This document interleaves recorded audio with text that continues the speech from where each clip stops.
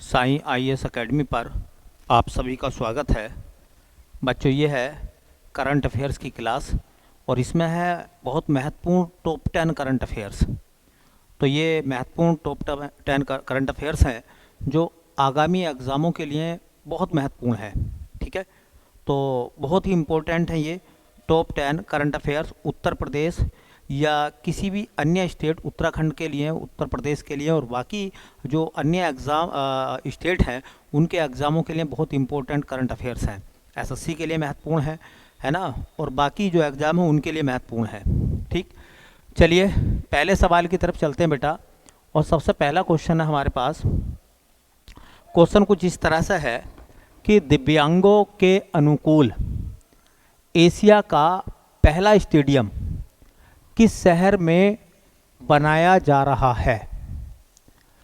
तो जो दिव्यांग व्यक्ति हैं, दिव्यांग खिलाड़ी हैं, उनके लिए एक हाईटेक स्टेडियम बनाया जा रहा है जो अपनी तरह का एशिया का पहला हाईटेक स्टेडियम होगा। अब वो कहाँ बनाया जा रहा है? वाराणसी में, मेरठ में, लखनऊ में या कानपुर में? तो वो बनाया जा रहा है बेटा कहाँ? वाराणसी में। वाराणसी भारतीय प्रधानमंत्री नरेंद्र मोदी का संसदीय क्षेत्र है। ठीक है, वाराणसी जो है वो भारतीय प्रधानमंत्री नरेंद्र मोदी का संसदीय क्षेत्र है और वहीं पर इस स्टेडियम का निर्माण हो रहा है। देखिए, दिव्यांगों के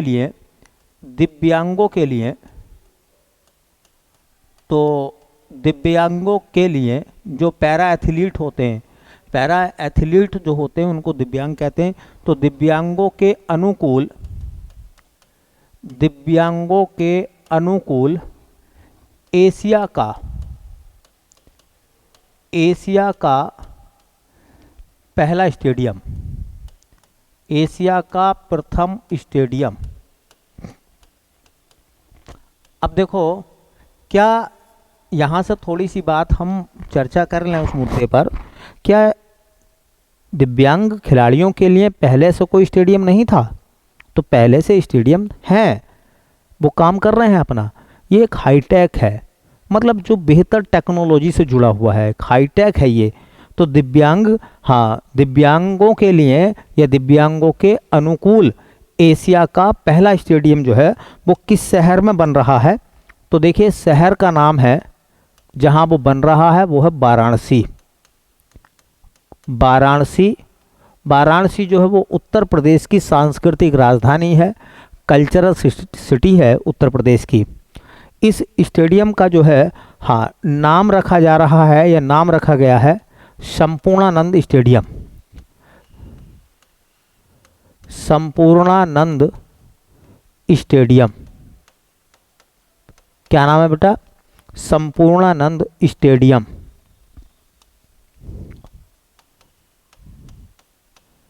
अब चूंकि देखो, एक बात बहुत अच्छी है, जब ये एशिया का ऐसा पहला हाईटेक है, एशिया का पहला हाईटेक है, तो भारत का भी पहला हाईटेक स्टेडियम होगा। हाईटेक मीन्स हाई टेक्नोलॉजी वाला, इसलिए वो दिव्यांगों के अनुकूल होगा, है ना। तो देखिए, क्वेश्चन बहुत इम्पोर्टेंट है, क्वेश्चन बहुत बड़ा है, बहुत इम्पोर्टेंट है बेटा क्वेश्चन। दिव्यांगों के लिए या दिव्यांगों के अनुकूल एशिया का पहला स्टेडियम किस शहर में बनाया जा रहा है? तो बनाया जा रहा है वो वाराणसी में। नाम होगा उसका संपूर्णानंद स्टेडियम। क्या नाम होगा? संपूर्णानंद स्टेडियम। तो हम बात कर रहे थे बनारस की। बनारस के बारे में 5 बातें बहुत इंपॉर्टेंट हैं जो आप देख लीजिए। आप नोट डाउन करना चाहें तो नोट डाउन कर लीजिए, नहीं तो मैं बोल रहा हूँ। वाराणसी उत्तर प्रदेश की सांस्कृतिक राजधानी है। वाराणसी उत्तर प्रदेश की सांस्कृतिक राजधानी है। दूसरा, वाराणसी गंगा नदी के किनारे पर बसा हुआ शहर है, तो वाराणसी गंगा नदी के किनारे पर बसा है। तीसरा, वाराणसी में एक झील है जिसका नाम औंधी झील। औंधी झील या औंधी ताल कहाँ है? वाराणसी में। तो वाराणसी में औंधी झील या औंधी ताल भी है। वाराणसी की चौथी बात करें हम तो वाराणसी में अभी जो है एक उद्घाटन करा था भारतीय प्रधानमंत्री नरेंद्र मोदी ने स्वरवेद टेम्पल का। तो स्वरवेद टेम्पल भी वाराणसी में है और वाराणसी में भगवान शिव ये भगवान काशी विश्वनाथ का मंदिर है, तो काशी विश्वनाथ का मंदिर भी वाराणसी में है। ठीक है, तो ये बात भी कहीं ना कहीं आप अपने मन में याद, दिमाग में याद रखें। हाँ, ये नोट डाउन करना चाहें तो नोट डाउन भी करते रहे मेरे साथ, तो सुनने की कोशिश ज़रूर करें। सुन के ही चीज़ें जो हैं हाँ वो ज़्यादा बेहतर होती हैं। जैसे वाराणसी उत्तर प्रदेश की सांस्कृतिक राजधानी है, वाराणसी गंगा नदी के किनारे पर है। ठीक है, वाराणसी भारतीय प्रधानमंत्री नरेंद्र मोदी का संसदीय क्षेत्र है।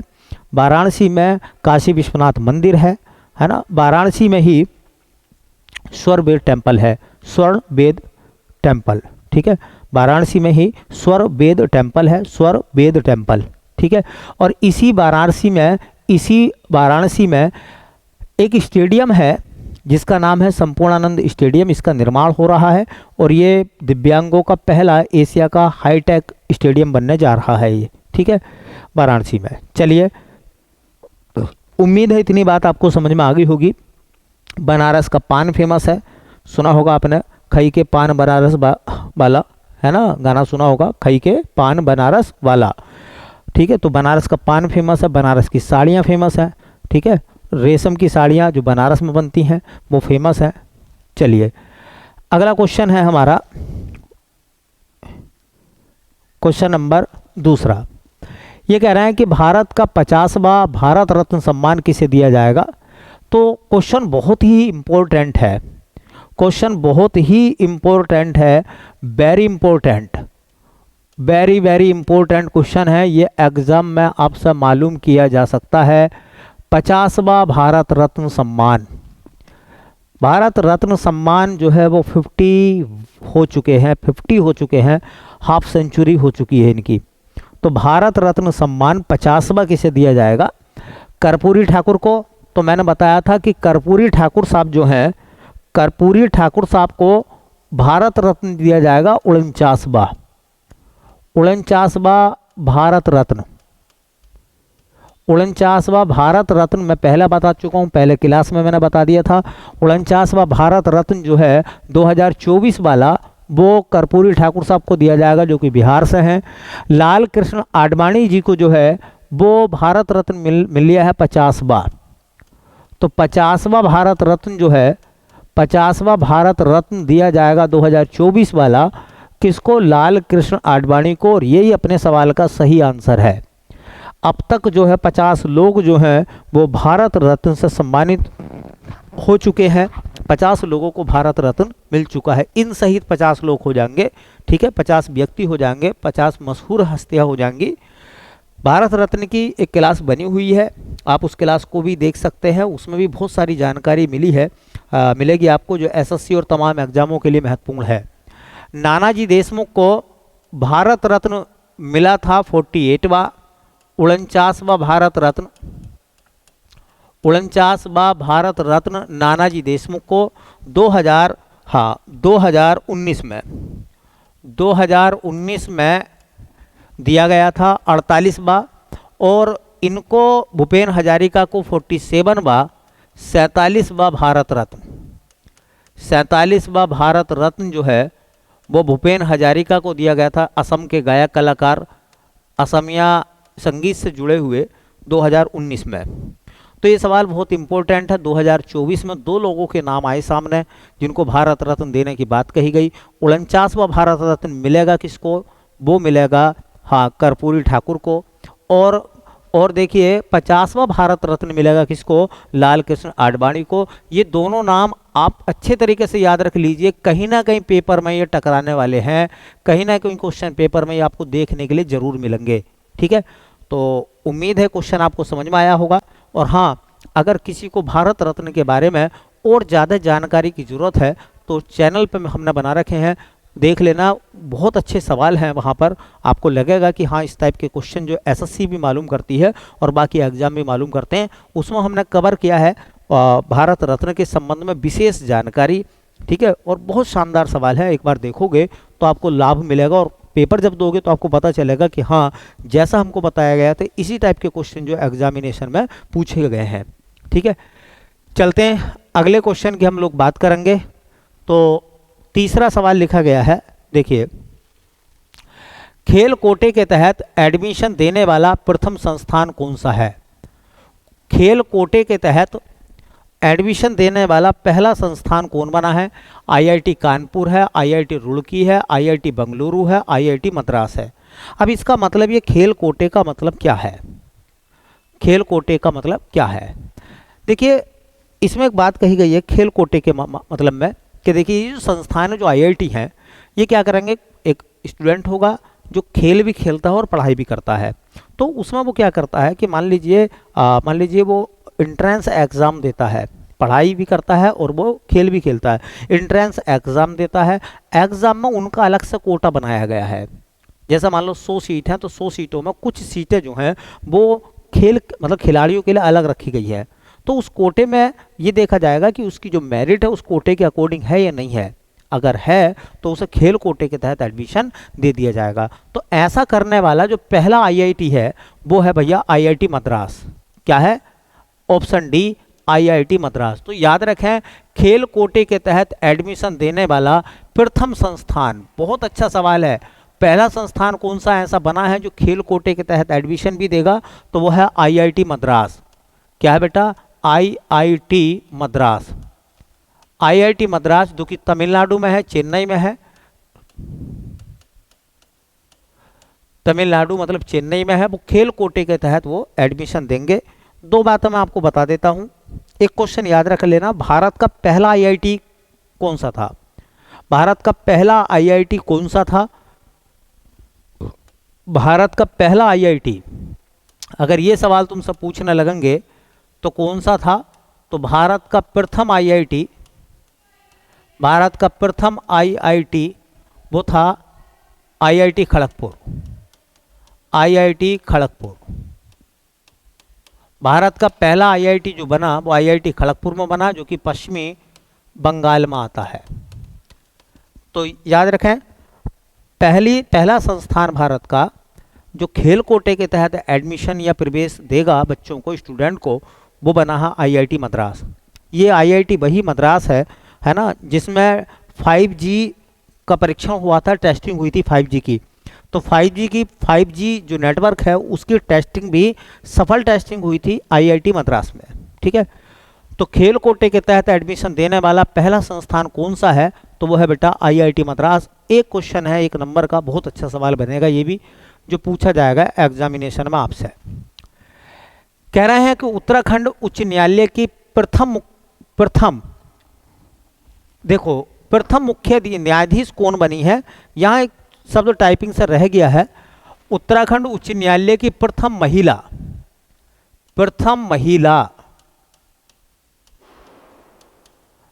महिला मुख्य न्यायाधीश कौन बनी है? ये क्वेश्चन जो है वैसे तो सबके लिए इम्पोर्टेंट है, लेकिन जो बच्चे हमारे उत्तराखंड से जुड़े हुए हैं, उत्तराखंड की तैयारी में हैं, उनके लिए बहुत ही इम्पोर्टेंट है। उनके लिए बहुत ही इम्पोर्टेंट क्वेश्चन है। ठीक है, उनके लिए बहुत ही इम्पोर्टेंट क्वेश्चन है, बहुत ज़्यादा इम्पोर्टेंट क्वेश्चन है। यूके वालों के लिए, उत्तराखंड वालों के लिए बहुत बड़ा सवाल है ये, इम्पोर्टेंट क्वेश्चन है, वेरी वेरी मोस्ट, बहुत इम्पोर्टेंट क्वेश्चन है ये। उत्तराखंड उच्च न्यायालय की प्रथम महिला मुख्य न्यायाधीश कौन बनी है, ये सवाल है हमारा। उसमें ऑप्शन है लीला सेठ बनी है, फातिमा बीबी को बनाया गया है, जी रोहिणी को बनाया गया है, रितु बाहरी को बनाया गया है। ठीक है, तो मैं कुछ बातें बताऊंगा इसके बारे में। देखिए, उत्तराखंड की पहली महिला जो मुख्य न्यायाधीश बनी है उनका नाम है रितु बाहरी। क्या नाम है? रितु बाहरी। वो उत्तराखंड की पहली महिला मुख्य न्यायाधीश बनी है। अब जो हमारे उत्तराखंड के बच्चे हैं वो अच्छे से समझ लें चीज़ों को कि किस टाइप के क्वेश्चन एग्जाम में पूछते हैं। तो मैं कुछ ओल्ड जानकारी भी उन बच्चों को दूंगा जो एग्जामिनर उन बच्चों से मालूम करता है। जैसा आता है उत्तराखंड उच्च न्यायालय, उत्तराखंड उच्च न्यायालय, उत्तराखंड उच्च न्यायालय।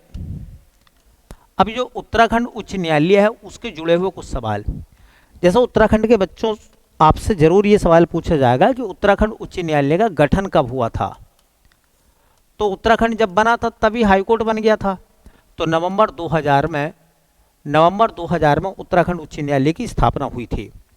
दूसरा सवाल यह है कि उत्तराखंड का जो हाईकोर्ट है वो कहाँ है, किस स्थान पर उत्तराखंड हाईकोर्ट है, तो है वो है बेटा नैनीताल।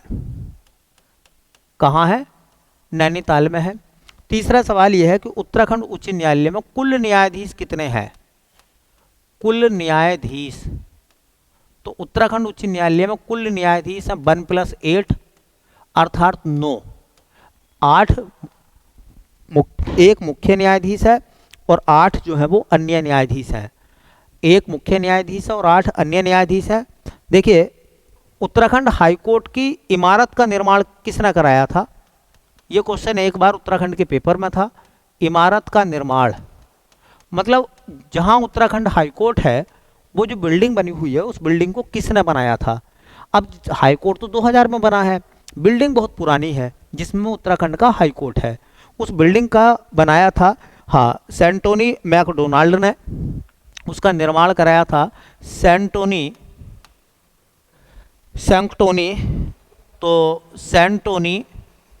मैकडोनाल्ड ने इस बिल्डिंग का निर्माण कराया था, इमारत का 1900 ईस्वी में। 1900 ईस्वी में इस इमारत का निर्माण हुआ था। किसके द्वारा हुआ था? सेंटोनी मैकडोनाल्ड के। उत्तराखंड के प्रथम मुख्य न्यायाधीश, देखिए उत्तराखंड हाईकोर्ट के यूके उच्च न्यायालय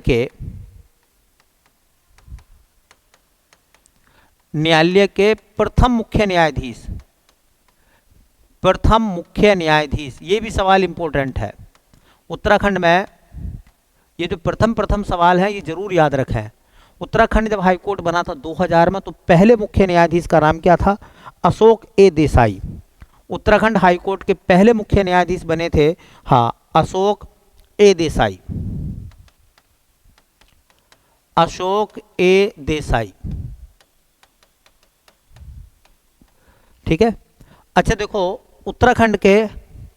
उत्तराखंड हाईकोर्ट की प्रथम महिला मुख्य न्यायाधीश, यूके उच्च न्यायालय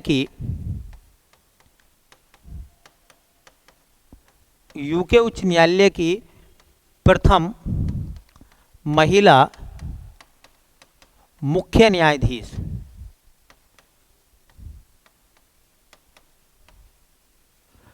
पहली महिला मुख्य न्यायाधीश बने रितु बाहरी।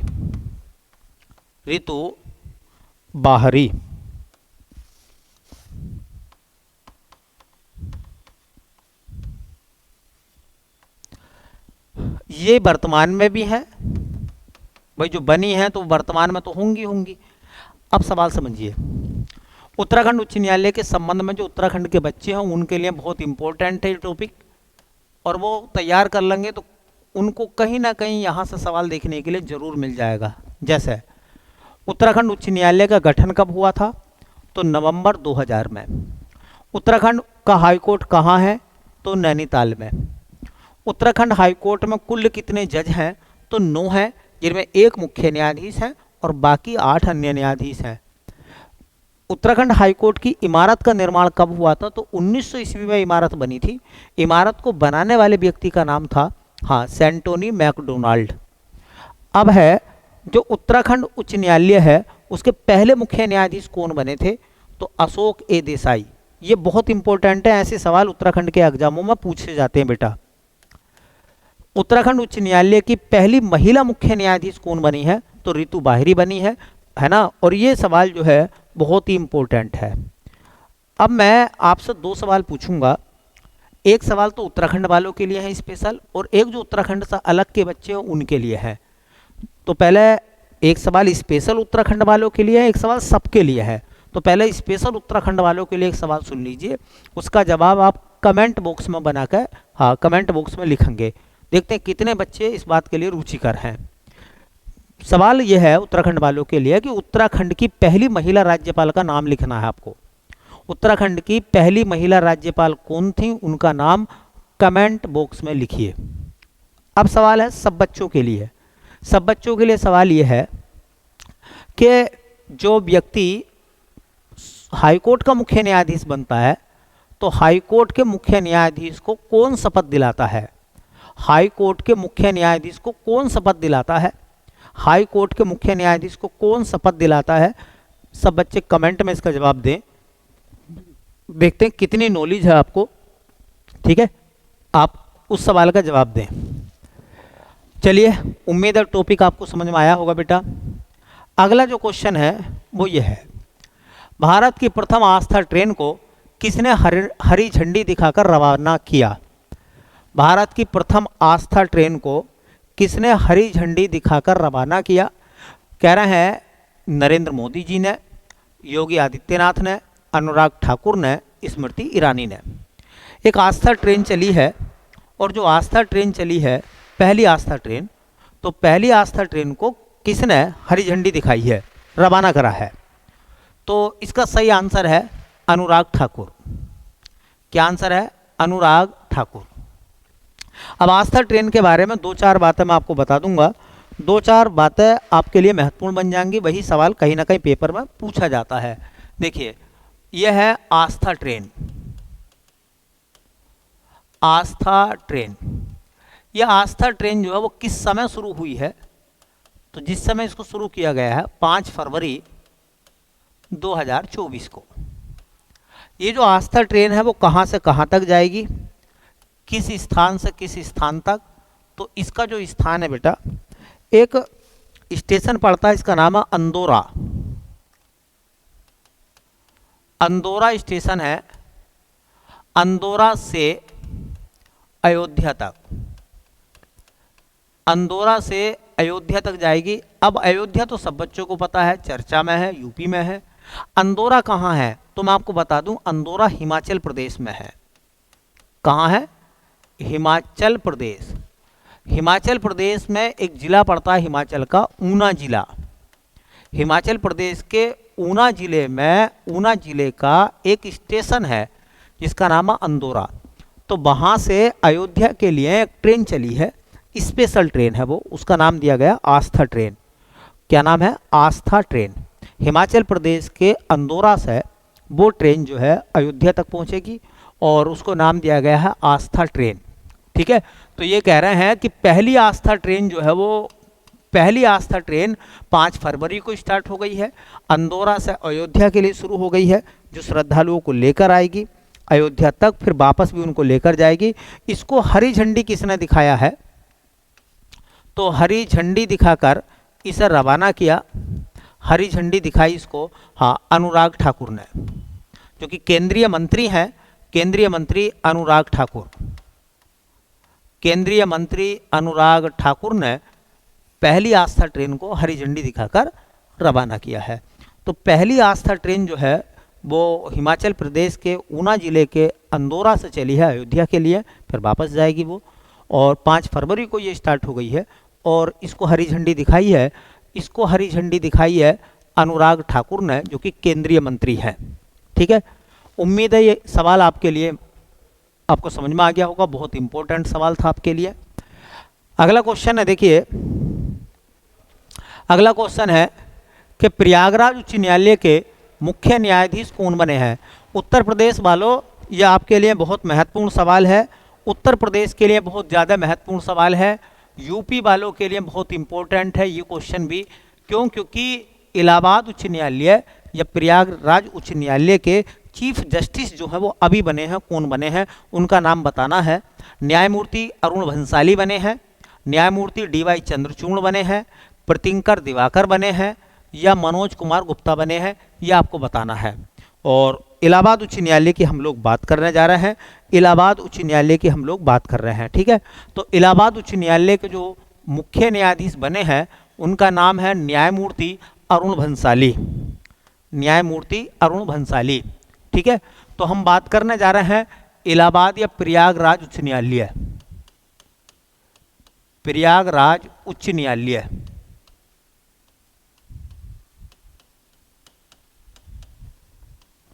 प्रयागराज उच्च न्यायालय। अब देखो इसमें 2-3 बातें बेटा याद रखना। प्रयागराज उच्च न्यायालय की स्थापना कब हुई थी? इलाहाबाद उच्च न्यायालय कब बना था? तो इलाहाबाद उच्च न्यायालय बना था 1866 में। और महत्वपूर्ण जानकारी मैं आपको बताता हूँ, जब इलाहाबाद उच्च न्यायालय बना था तो वो इलाहाबाद में नहीं था। उत्तर प्रदेश का जो हाईकोर्ट बना 1866 में, तो वो इलाहाबाद में नहीं था, वो आगरा में था। कहाँ था? आगरा में। 3 साल के बाद 1869 में ये आ गया था कहाँ? इलाहाबाद में। और जब ये इलाहाबाद में आ गया तो इसको इलाहाबाद उच्च न्यायालय कहा गया। ठीक है, उत्तर प्रदेश का हाई कोर्ट। दूसरा सवाल यह है कि देखिए इसके वर्तमान मुख्य न्यायाधीश कौन बने हैं? इलाहाबाद उच्च न्यायालय के वर्तमान मुख्य न्यायाधीश, और यही सवाल था अपने क्वेश्चन में कि अभी अभी में इलाहाबाद उच्च न्यायालय के वर्तमान मुख्य न्यायाधीश कौन बने हैं? तो न्यायमूर्ति अरुण भंसाली, न्यायमूर्ति अरुण भंसाली, न्यायमूर्ति अरुण भंसाली को बनाया गया है, जो 51वें मुख्य न्यायाधीश हैं। कहाँ के? 51वें मुख्य न्यायाधीश हैं कहाँ के? उत्तर प्रदेश के, उत्तर प्रदेश हाई कोर्ट के। देखिए जो ये अरुण भंसाली हैं, इनको शपथ किसने दिलाई है? तो इनको शपथ दिलाई है आनंदीबेन पटेल ने, आनंदीबेन पटेल। और आनंदीबेन पटेल उत्तर प्रदेश की राज्यपाल हैं, उत्तर प्रदेश की राज्यपाल हैं आनंदीबेन पटेल। ठीक है, तो बहुत इंपॉर्टेंट सवाल है। प्रयागराज उच्च न्यायालय का गठन हुआ था 1866 में, तो पहले ये आगरा में था। 3 साल बाद 1869 में ये आ गया था कहाँ? इलाहाबाद में। और इसके वर्तमान मुख्य न्यायाधीश बनाए गए हैं न्यायमूर्ति अरुण भंसाली, जो कि 51वें मुख्य न्यायाधीश हैं इलाहाबाद हाई कोर्ट के। उनको शपथ दिलाई है उत्तर प्रदेश के राज्यपाल आनंदीबेन पटेल ने। उम्मीद है ये क्वेश्चन आपको बड़े अच्छे से समझ में आ गया होगा। ठीक है, चलते हैं नेक्स्ट क्वेश्चन की तरफ। और नेक्स्ट क्वेश्चन है हमारा, अगला क्वेश्चन है हमारा, किस अभिनेता को चैंपियन ऑफ चेंज पुरस्कार से सम्मानित किया गया है? किस अभिनेता को चैंपियन ऑफ चेंज पुरस्कार दिया गया है? वो कौन से अभिनेता हैं जिनको चैंपियन ऑफ चेंज अवार्ड दिया गया है? सोनू सूद हैं, अनुपम खेर हैं, फरहान अख्तर हैं, अल्लू अर्जुन है। वैसे तो मैं आपको बता दूं कि चैंपियन ऑफ चेंज पुरस्कार जो है वो कई सारे कलाकारों को दिया गया है। उनमें से एक नाम चूंकि बड़ा पॉपुलर है और आप सब लोगों को पता भी है उस नाम का। चैंपियन ऑफ चेंज पुरस्कार का जो आयोजन हुआ था वो मुंबई में हुआ था। आयोजन कहाँ हुआ था? मुंबई में। अब मैं आपको बता दूं, देखो चैंपियन ऑफ चेंज, बदलाव का जो चैंपियन है, जिसने बदलाव करके दिखाया है या करने की कोशिश की है या कर रहा है, उसको चैंपियन ऑफ चेंज पुरस्कार दिया गया है मुंबई में। कई सारे लोग हैं, लेकिन हमारा सवाल ये इनमें से कौन सा है? सोनू सूद, अनुपम खेर, फरहान अख्तर, अल्लू अर्जुन। तो आपको पता होगा सामाजिक कार्यों के लिए जाने जाते हैं एक एक्टर जो बहुत अच्छा काम करते हैं समाज के लोगों के लिए, बहुत अच्छी मतलब लोगों की हेल्प करते हैं, सहायता करते हैं। कई बार वो सुर्खियों में रहते हैं, मीडिया में कई बार वो आते हैं, है ना, सोशल मीडिया पर काफ़ी वो एक्टिव रहते हैं। तो उनका नाम है सोनू सूद। ठीक है, क्या नाम है? सोनू सूद। तो सोनू सूद, शिल्पा शेट्टी और मनोज वाजपेयी जैसे कलाकारों को जो है वो चैंपियन ऑफ चेंज का अवार्ड मिला है। फिलहाल इसमें जो है चैंपियन ऑफ चेंज का अवार्ड जो ज़्यादा नाम फेमस है, हाँ, वो उस विजेता का नाम, ये सम्मानित व्यक्ति का नाम है सोनू सूद। क्या नाम बेटा? सोनू सूद। तो सोनू सूद चूँकि फिल्मों के एक्टर हैं, एक कलाकार हैं वो, और सामाजिक कार्यों के लिए और तमाम लोगों की मदद के लिए वो जाने जाते हैं, सोनू सूद। तो उन्हीं को हाँ चैंपियन ऑफ चेंज पुरस्कार दिया गया है। ठीक है, इनके साथ साथ मैंने बताया मनोज वाजपेयी हैं, इनके साथ साथ एक नाम आता है शिल्पा शेट्टी, और भी हैं, ठीक है, जिनको ये सम्मान मिला है। चलिए अगला सवाल देखते हैं। ये सवाल भी इम्पोर्टेंट है। कह रहा है कि भारत मोबिलिटी ग्लोबल एक्सपो 2024 का आयोजन कहाँ हुआ है? और मैं आपको बता दूं ये सवाल एसएससी के लिए रामबाण है। एसएससी के लिए रामबाण है ये सवाल। एसएससी में ये सवाल पूछा जाने वाला है। एसएससी ऐसे सवालों को पकड़ के चलती है, चाहे वो स्टेनो के एग्जाम में आ जा, 10+2 के एग्जाम में आ जा, मल्टीटास्किंग में आ जा, सीजीएल में आ जाए, इस बात को मैं नहीं कह सकता। लेकिन हाँ, 2024 के एसएससी के क्वेश्चन में, पेपर में ये क्वेश्चन रखा हुआ मिलेगा, कहीं ना कहीं जरूर आएगा, इतना बात है। कह रहा है कि भारत मोबिलिटी ग्लोबल एक्सपो 2024 का आयोजन कहाँ हुआ है? नई दिल्ली में, बेंगलुरु में, चेन्नई में, हैदराबाद में। तो मैं आपको बता दूं, इसका आयोजन हुआ है नई दिल्ली में। हेडिंग का नाम हो जाएगा Bharat mobility global expo 2024। Mobility का मतलब होता है ऑटोमोबाइल से, और ऑटोमोबाइल का मतलब होता है कार वगैरह के निर्माण से, ठीक है। तो भारत मोबिलिटी ग्लोबल एक्सपो का आयोजन कहाँ हुआ है? तो नई दिल्ली में, ठीक है, नई दिल्ली में हुआ है। अब देखो, इसका एक तो पूछेंगे आयोजन कहाँ हुआ है, तो बेटा इसका आयोजन हुआ है, आपने नाम सुना होगा, जहाँ G20 की बैठक हुई थी फाइनली, बड़ी बैठक, हाँ, भारत मंडपम। कहाँ हुआ है? भारत मंडपम। और भारत मंडपम कहाँ है? नई दिल्ली में। नई दिल्ली में जो भारत मंडपम है, वहां पर इसका आयोजन हुआ है। एक सवाल और नोट कर लो, कभी ऐसा क्वेश्चन पूछ लेंगे कि इसका संबंध किससे रहा है, तो यह एक ऑटोमोबाइल एक्सपो है। यह एक ऑटोमोबाइल जो स्वचालित वाहन होते हैं, हाँ, ऑटोमोबाइल एक्सपो है।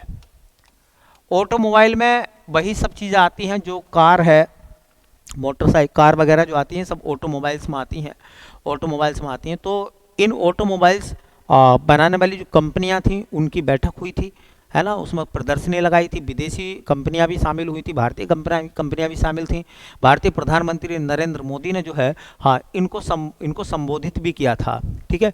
तो भारत मोबिलिटी ग्लोबल एक्सपो 2024 का आयोजन कहाँ हुआ? तो नई दिल्ली में हुआ, भारत मंडपम में हुआ। और यह क्या है? यह एक ऑटोमोबाइल एक्सपो है, ठीक है। चलिए, उम्मीद है आपको समझ में आई होगी बात। इतनी बात भी अगर सुन लोगे, तब भी आपका क्वेश्चन जो है ना, बहुत आराम से सोल्व हो जाएगा। कह रहे हैं 16वें वित्त आयोग के अध्यक्ष कौन बनाए गए हैं?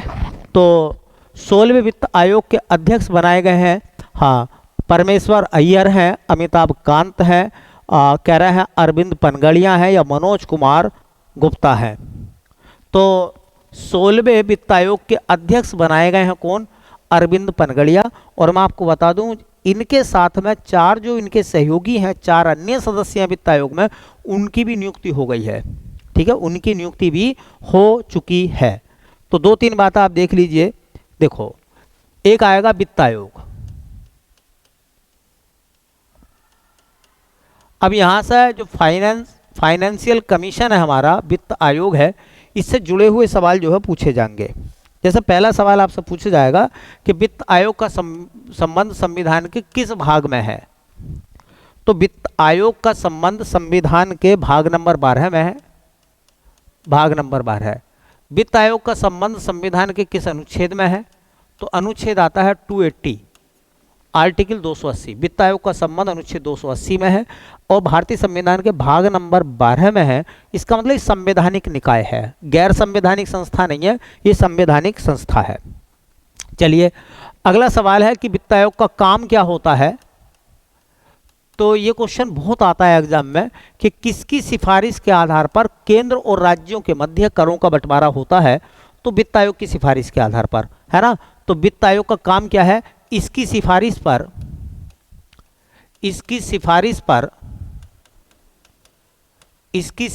पर केंद्र व राज्यों के मध्य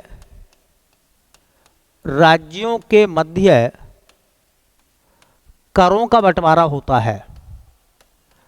करों का बंटवारा होता है। केंद्र और राज्यों के मध्य करों का बंटवारा किसकी सिफारिश पर होता है? तो वित्त आयोग की। एक सवाल आएगा, प्रथम वित्त आयोग के अध्यक्ष, प्रथम वित्त आयोग के अध्यक्ष, ये भी क्वेश्चन आता है। प्रथम वित्त आयोग के अध्यक्ष, इंपॉर्टेंट क्वेश्चन है। प्रथम वित्त आयोग के अध्यक्ष थे केसी नियोगी। केसी नियोगी पहले वित्त आयोग के अध्यक्ष थे। अच्छा, 15वें वित्त आयोग के अध्यक्ष, 15वें वित्त आयोग के अध्यक्ष नाम सुना होगा आपने, NK सिंह, नंद किशोर सिंह, ये 15वें वित्त आयोग के अध्यक्ष थे। और अब जो बनाए गए हैं ना बेटा 16वें वित्त आयोग के अध्यक्ष, 16वें वित्त आयोग के अध्यक्ष, तो 16वें वित्त आयोग के अध्यक्ष जो बनाए गए हैं उनका नाम है अरविंद पनगड़िया। अरविंद पनगड़िया, यह अरविंद पनगड़िया का नाम आपने सुना होगा। ये योजना आयोग के पहले उपाध्यक्ष भी थे अरविंद पनगड़िया, जो कि वित्त आयोग के 16वें वित्त आयोग के अध्यक्ष बनाए गए हैं। 16वें वित्त आयोग में ये जो 16वां वित्त आयोग है ना, ये इंपॉर्टेंट आपके लिए बहुत ज़्यादा है। हालांकि इस टॉपिक की हर एक लाइन आपके लिए इंपॉर्टेंट है, फिर भी ये वाला क्वेश्चन भी आपके लिए इंपॉर्टेंट है। 16वें वित्त आयोग में, 16वें वित्त आयोग में अन्य सदस्य कौन कौन है? तो अन्य सदस्यों की नियुक्ति भी हो चुकी है। अन्य सदस्य हैं 4। 4 मेंबर में कौन कौन से नाम आते हैं भैया? पहला नाम है, देखिए, हाँ, अजय नारायण झा। अजय नारायण झा ये भी वित्त आयोग के मेंबर हैं 16वें वाले के। दूसरे हैं, हाँ, any George Matthew. Any George Matthew ये भी इसके मेंबर हैं। तीसरे इसमें मेंबर हैं बेटा, हाँ, उनका नाम है डॉक्टर निरंजन। डॉक्टर निरंजन ये भी मेंबर हैं। और जो चौथे मेंबर हैं, हाँ, उनका नाम है सौम्य कांति घोष। सौम्य कांति घोष, सौम्य कांति घोष जो है वो भी जो है इसके मेंबर हैं। तो 16वें वित्त आयोग में 5 लोग हो गए, 5 व्यक्ति हो गए। 16वें वित्त आयोग में कितने मेंबर हैं? 5। 5 में एक अध्यक्ष है अरविंद पनगड़िया और 4 अन्य हैं। 4 अन्य में कौन कौन से हैं? डॉक्टर निरंजन है, सौम्य कांति घोष है, एनी जॉर्ज मैथ्यू है और अजय नारायण झा है। ठीक है, ये जो मैंने बताया था एक बार इसके बारे में और कि 16वें वित्त आयोग के सचिव कौन बनाए गए हैं, तो सचिव बनाए गए हैं ऋत्विक रंजन पांडे। 16वें वित्त आयोग के सचिव कौन है? तो उनका नाम है ऋत्विक रंजन पांडे, रंजनम पांडे, ऋत्विक रंजनम पांडे। ये जो 16वां वित्त आयोग है इसका वैसे गठन कब हो गया था? तो गठन हुआ था 31 दिसंबर 2023 को। और जो 16वां वित्त आयोग है बेटा उसका समय क्या रहेगा, कब से कब तक के लिए वो अपनी रिपोर्ट देगा? तो 2026 से 5 साल जोड़ दीजिए 2031 तक। इसकी रिपोर्ट को 2026 में लागू कर दिया जाएगा और 2031 तक इसकी रिपोर्ट चलेगी।